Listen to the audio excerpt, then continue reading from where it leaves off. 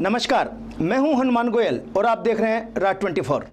America Israel Iran युद्ध के चलते भारत में कमर्शियल गैस सिलेंडरों की कमी और घरेलू गैस सिलेंडर की बढ़ती कीमतों के कारण बहरोड में कांग्रेस पीसीसी सचिव संजय यादव के नेतृत्व में ब्लॉक कांग्रेस कमेटी के द्वारा प्रधानमंत्री नरेंद्र मोदी का पुतला जलाकर केंद्र सरकार के खिलाफ जोरदार प्रदर्शन किया। इस दौरान ब्लॉक अध्यक्ष विकास यादव, विकास शेखावत, पूर्व प्रधान रोहिताश चौधरी, नेशनल कोऑर्डिनेटर शर्मिला यादव, नवीन यादव, सुनील चौहान, कपिल शर्मा, लीलाराम सहित सैकड़ों की संख्या में कांग्रेस कार्यकर्ता मौजूद रहे। आज पुतला दहन किया जा रहा है, क्या कुछ मांग है सरकार से, किस तरह की? आज ब्लॉक कांग्रेस कमेटी बहरोड के द्वारा नरेंद्र मोदी प्रधानमंत्री जी का पुतला दहन किया गया है। जिस प्रकार से आप देख रहे हैं, गैस सिलेंडर को लेकर हाहाकार मचा हुआ पूरे क्षेत्र के अंदर। समय पे किसी को गैस सिलेंडर नहीं मिल रहा है, गैस सिलेंडर की कीमत बढ़ा दी गई है।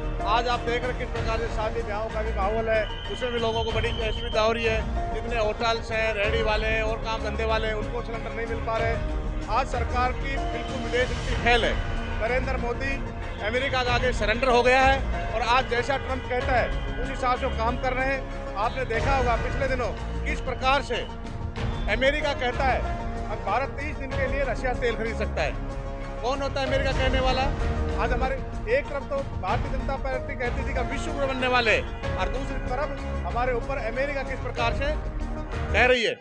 पिछले दिनों आपने देखा डोनाल्ड ट्रंप कहता है अगर मैं चाहूँ तो भारतीय प्रधानमंत्री का 2 मिनट के अंदर सार्वजनिक जीवन खत्म कर सकता हूँ। क्यों दबे हुए इस प्रकार से? आज पूरे क्षेत्र में क्या हालात पैदा हो गए। आम आदमी लाइन में लगे खड़े हुए हैं। 60 रुपए को सिलेंडर के भाव बढ़ा दिए गए घरेलू के, कॉमर्शियल सिलेंडर की तो बुकिंग ही बंद कर दी गई है। तो इस प्रकार की नौबत आ गई। इसको लेकर के आज ब्लॉक कांग्रेस कमेटी ने यहाँ पर नरेंद्र मोदी का पुतला दहन किया है। ये भारतीय जनता पार्टी तानाशाही सरकार है। आप देख रहे हैं किस प्रकार के फरमान लेके आते हैं। ये संविधान को मानने वाले लोग नहीं है। पिछले दिनों आपने देखा होगा एक फरमान आया, अब 75 मीटर तक कोई भी निर्माण कार्य नहीं कर सकते। निर्माण कार्य को नष्ट किया जाना चाहिए, उनको तोड़ा जाए। 75 मीटर अगर हाईवे से तोड़ देंगे तो क्या बचेगा? सारे काम धंधे वाले लोग ठप हो जाएंगे। और पहले 40 मीटर पे इन्हीं को सबने यहाँ इनको पट्टे दिए हुए हैं। मैं कोई मुआवजे की बात करें, अगर आपको तोड़ना ही खाली कराना है तो कम से कम 10-15 गुना को मुआवजा दिए ताकि और कहीं जाकर के अपना काम शिफ्ट कर सकें। इसी प्रकार आप देख रहे हैं ये भारतीय जनता पार्टी गरीब पार्टी है। आने वाले समय में पंचायत राज के चुनाव होंगे, ये भी नहीं कराना चाहते। नगर परिषद के चुनाव भी नहीं कराना चाहते। अब समय आ गया कांग्रेस पार्टी एकजुट, जब भी जनविरोधी कोई नीति लेके आएंगे कांग्रेस पार्टी जोर तरीके से सड़क से लेकर सदन तक इसको घेरेगी और आने वाले पंचायत राज चुनाव में, नगर पालिका चुनाव में इनका सुपड़ा साफ कर देंगे। और आने वाले विधानसभा चुनाव में, हमारे लोकसभा के चुनाव आएंगे, भारतीय जनता पार्टी में उखाड़ के फेंक देंगे। संजय जी, सरकार कहती है कि हमारे पास पर्याप्त मात्रा में पेट्रोलियम पदार्थ है, गैस की भी कोई कमी नहीं है, और कांग्रेस खामखा में ये मुद्दा बना रही है, जबकि सरकार का कहना है कि इससे ऐसी कोई समस्या नहीं। अगर उनके पास पर्याप्त मात्रा में है तो 60 रुपए क्यों बढ़ाए? उनसे पूछिए 60 रुपए आपने क्यों बढ़ाए सिलेंडर के दाम? क्यों आप जो कॉमर्शियल सिलेंडर उसकी बुकिंग क्यों बंद कर दी? अगर आपके पास पर्याप्त तो बुकिंग क्यों बंद कर दी गई? और आप जो घरेलू सिलेंडर है उसको 45 दिन के बाद आप करें दोबारा बुकिंग होगी, ऐसा क्यों कर रहे हैं? और जहाँ भी आपको लग रहा है, जहाँ पर हमारी एजेंसी वहाँ जाके देखिए लाइन लगी हुई है।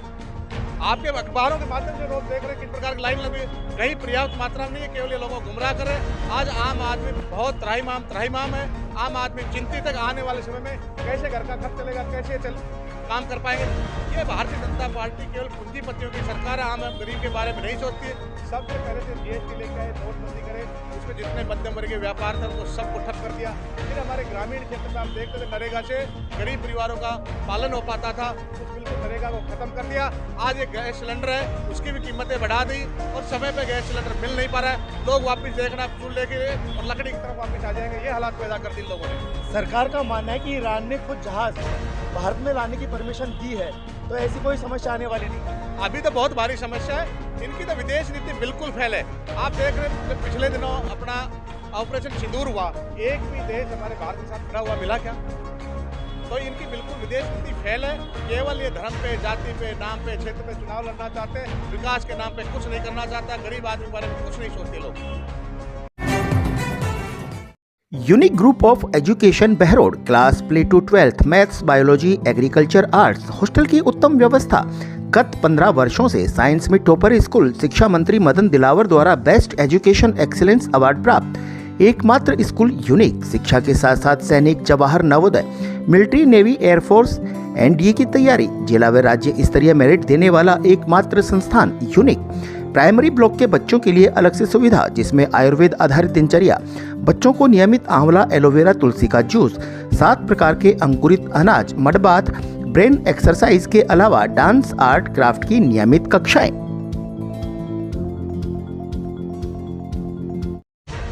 दिल्ली विश्वविद्यालय छात्र संघ के उपाध्यक्ष और NSUI नेता राहुल यादव झांसला का जन्मदिन शुक्रवार को सेवा कार्य के रूप में मनाया गया। इस अवसर पर उनके पैतृक गांव दह में स्थित झांसला फार्म हाउस पर एक विशाल रक्तदान शिविर का आयोजन किया गया। इस शिविर में क्षेत्र के युवाओं ने भारी उत्साह दिखाते हुए रक्तदान में भाग लिया। देखिए, लोग कहने को तो इसको पॉलिटिकल बता रहे हैं, लेकिन मेरी ये इच्छा थी कि अब दिल्ली विश्वविद्यालय छात्र संघ चुनाव होने के बाद जब अपनी घर वापसी करनी है, जब अपनी डिग्री पूरी हो गई है, पढ़ाई पूरी हो गई है, तो अपने क्षेत्र में आना है, तो एक सेवा भाव के साथ मैं अपने जीवन के नए पड़ाव में कदम रखना चाहता था। तो उस सेवा भाव के साथ ही यह विचार किया, यह इच्छा जताई कि एक ब्लड डोनेशन कैंप किया जाना चाहिए, और सभी ने साथ दिया और सक्सेसफुल हुआ। युवाओं के हक की लड़ाई आप लड़ते आए हो, युवाओं का साथ भी आपके साथ खड़ा हुआ है। चुनाव को लेकर भी काफ़ी रात से चल के युवा आपके साथ कंधे से कंधा मिलाकर चले थे। जी। क्या लड़ाई रहेगी युवाओं के हक के लिए?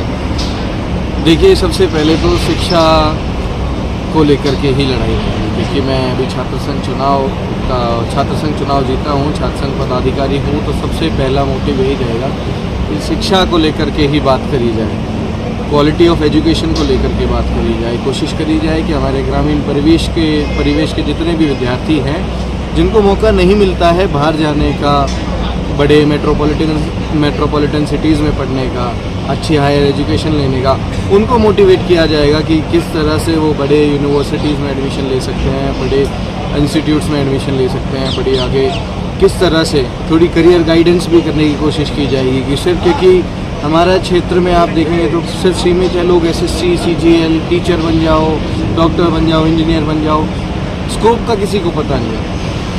वैरायटी ऑफ स्कोप है, इवन प्राइवेट सेक्टर में भी इतनी अच्छी ग्रोथ होती है, तो उन सब चीज़ों के रिगार्डिंग करियर काउंसलिंग्स वगैरह, इन सब चीज़ों के रिगार्डिंग मैं मेहनत करूँगा अपने क्षेत्र में, अपने क्षेत्रवासियों के बीच में। तो ये मेरा मानना है कि प्रत्येक गांव में, और वैसे तो सबसे बड़ी बात ये है कि हमारा देश युवाओं का देश है, और प्रत्येक गांव में सरपंची हो जाए, पंच का पद सबसे पहली सीढ़ी मानी जाती है ग्राम पंचायत के या फिर क्षेत्रीय चुनावों में।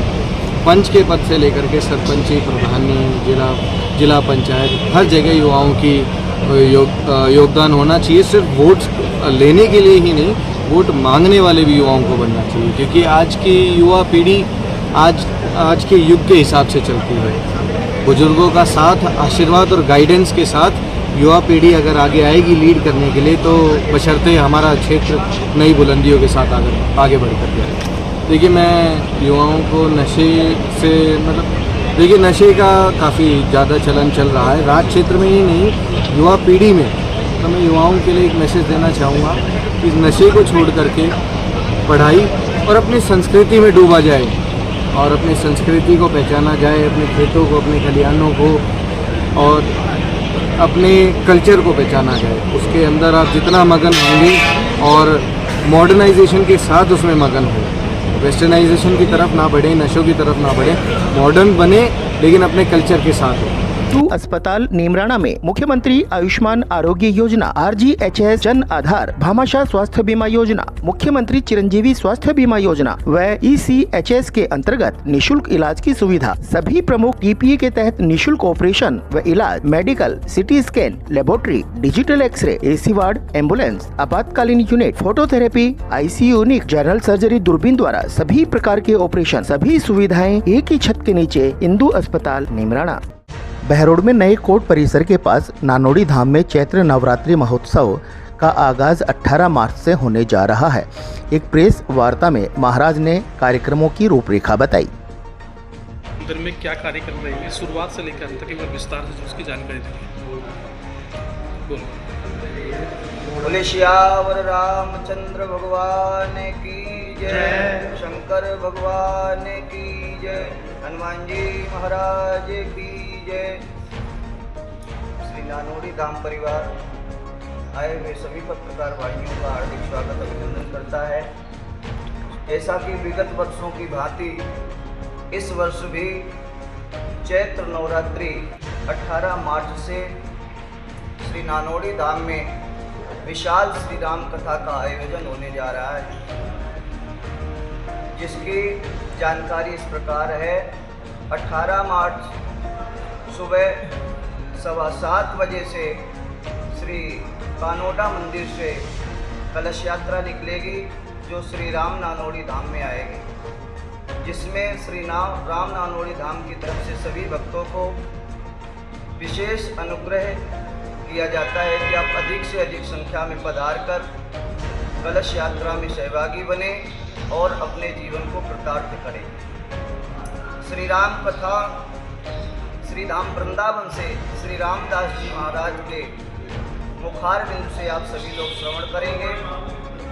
कथा का जो समय है वो शाम को 7 बजे से रात्रि 10 बजे तक आप श्री राम कथा का श्रवण पान करेंगे। 25 तारीख को हमारे श्री राम जी की प्राण प्रतिष्ठा महोत्सव के उपलक्ष्य में भंडारे का कार्यक्रम, जो आप 10:15 बजे से प्रभु इच्छा तक भंडारा चलेगा और रात्रि कथा उपरांत 7 से 10 कथा का समय है। कथा के उपरांत श्री गुलाबनाथ जी महाराज के द्वारा भजन संध्या का कार्यक्रम, जिसमें आप सुंदर सुंदर भजनों से श्री राम जी की प्राण प्रतिष्ठा का महोत्सव का उत्सव मनाएंगे। हम सभी लोग भजन संध्या में भी अधिक से अधिक पधार कर अपने जीवन को कृतार्थ करें। 26 मार्च श्री राम नवमी कार्यक्रम, राम जी का जन्म उत्सव है, जो कि 12 बजे श्री राम जी का जन्मोत्सव मनाया जाएगा। उसके उपरांत हमारे यहाँ से शोभा यात्रा निकलेगी राम जी के जन्मोत्सव की, जो हमारे आसपास के गांव हैं वहाँ से यात्रा निकलेगी, वहाँ से होते हुए श्री राम नानोड़ी धाम में आएगी। उसमें भी अधिक से अधिक संख्या में सभी भक्त लोग पधार कर यात्रा के सहभागी बने और अपने जीवन को कृतार्थ करें। 26 मार्च को हमारी कथा श्री राम कथा का विश्राम दिवस होगा और हवन भंडारा 26 मार्च को होगा।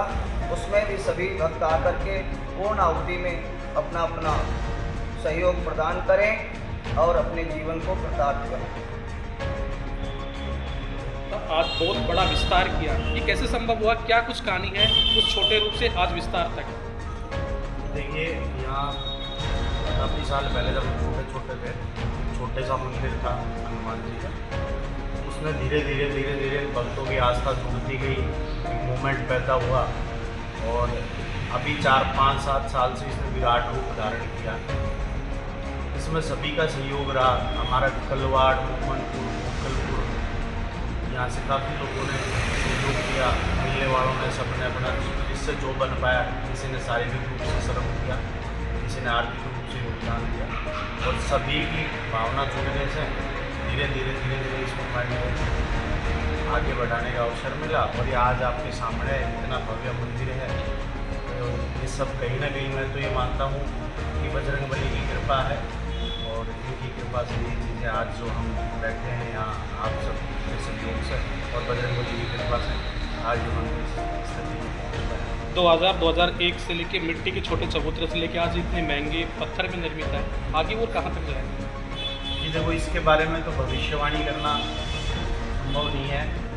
बाकी जब यहाँ एक छोटा सा मंदिर था तो किसी ने नहीं सोचा था उस समय कि यहाँ डर लगता था आते जाते, और आज आपके सामने इस स्थिति में पहुँचे हैं तो कहीं ना कहीं भगवान की कृपा रही, बजरंगबली की कृपा रही, तो दिन प्रतिदिन ये आगे बढ़ता ही रहेगा। और जैसे कई भक्तों ने हमारे यहाँ कई ऐसे भक्त हैं जो मतलब नाम भी नहीं करना चाहते गुप्त रूप से, जिससे जो सहयोग मैंने पता है बेचारे करते हैं। कभी कोई संसाधन देता है, कोई इक्विपमेंट देता है, कोई मंदिर के लिए साउंड की व्यवस्था करवा देता है। तो ऐसे धीरे धीरे पब्लिक मूवमेंट से और जनता के सहयोग से ये चीज़ें तेज़ी से आगे बढ़ती हैं। और हो सकता है भविष्य में आपको आस पड़ोस के क्षेत्र में, अपने बहरोड क्षेत्र में भी ऐसा मंदिर शायद भी देखने को मिले। तो ये सब सारी चीज़ें आप जैसों के सहयोग से, जनता के सहयोग से ही संभव हो पाएंगी। अलवर की सरसों के शुद्ध दानों से निर्मित सरिस्का कच्ची घानी सरसों तेल, स्वाद ऐसा जो दीवाना बना दे। आशीष ब्रांड सरसों का तेल, जिसकी हर बूंद में है खाने का स्वाद।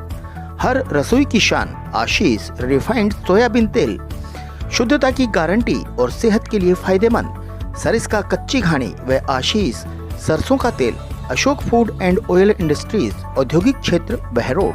विनायक हॉस्पिटल कोटपुतली क्षेत्र की विख्यात डॉक्टर कृष्णा गुर्जर, स्त्री एवं प्रसूति रोग विशेषज्ञ। अस्पताल में भामाशाह स्वास्थ्य बीमा योजना, आउटडोर एवं आपातकालीन सेवाएं, DNC नसबंदी और बच्चेदानी का ऑपरेशन, साधारण जटिल और सिजेरियन द्वारा डिलीवरी, निसंतानता का उपचार, दूरबीन द्वारा सभी प्रकार के ऑपरेशन, 7 मासे और 8 मासे बच्चों के लिए वार्मर वेंटिलेटर, फोटोथेरेपी युक्त ICU, शिशु रोगों का इलाज और भर्ती सुविधा। विनायक हॉस्पिटल कोटपुतली। बहरोड के अंदर एक ऐसा मंदिर नानोडी धाम के नाम से एक भव्य रूप लेता जा रहा है। आप देख सकते हैं यहाँ पे जो मूर्तियाँ लगी है, भगवान राम की जो राम दरबार है, उसके अंदर जो मूर्तियाँ हैं, इतनी ऐतिहासिक मूर्तियाँ हैं जो मुंह बोलती मूर्तियाँ लग रही हैं। और ये मंदिर जिस तरह से बन रहा है, आकार ले रहा है, इसमें ऐतिहासिकता भी झलकती है। आप देख सकते हैं जिस तरह से संगमरमर के जो पत्थर है उनको जो तराशा गया है, उसमें कलश भी हैं, गणेश जी महाराज की भी फोटो है, हाथी भी है। जिस तरह से पुराने मंदिरों के अंदर आप देखते थे अक्सर ये मंदिर किस तरह से होते हैं, राजा महाराजा जो मंदिर बनाते थे उसके अंदर इन सब चीज़ों का ध्यान रखा जाता था। और जिस तरह से दरवाजे हैं और जो भी चीज़ है सब भव्यता लिए हुए है। बाबा नारायण दास के मंदिर में शीशे जड़ित मंदिर था, उसी तरह से यहाँ पे भी आप देख सकते हो शीशे को बहुत बढ़िया तरीके से तराशा गया है और मंदिर एक भव्य रूप लेता जा रहा है। यहाँ पे हनुमान जी महाराज का भी मंदिर है, शिवालय भी है, शिव परिवार भी है, राम दरबार भी है। और मैं ये कहना चाहूँगा कि आसपास के क्षेत्र में, बहरोड के आसपास के क्षेत्र में एक बहुत भव्य मंदिर बनने जा रहा है। ये अभी निर्माणाधीन मंदिर है और यहाँ पे बताया जा रहा है कि यहाँ पे पहले एक एक्सीडेंट मोड था, उसके बाद में जब से इन मंदिरों की स्थापना हुई है, भगवान की प्राण प्रतिष्ठा हुई है, हनुमान जी महाराज की मूर्ति की प्राण प्रतिष्ठा हुई है, उसके बाद में ग्रामीण बताते हैं कि उसके बाद में एक बार भी एक्सीडेंट नहीं हुआ। आज के बुलेटिन में इतना ही। देखते रहें रात 24। नमस्कार।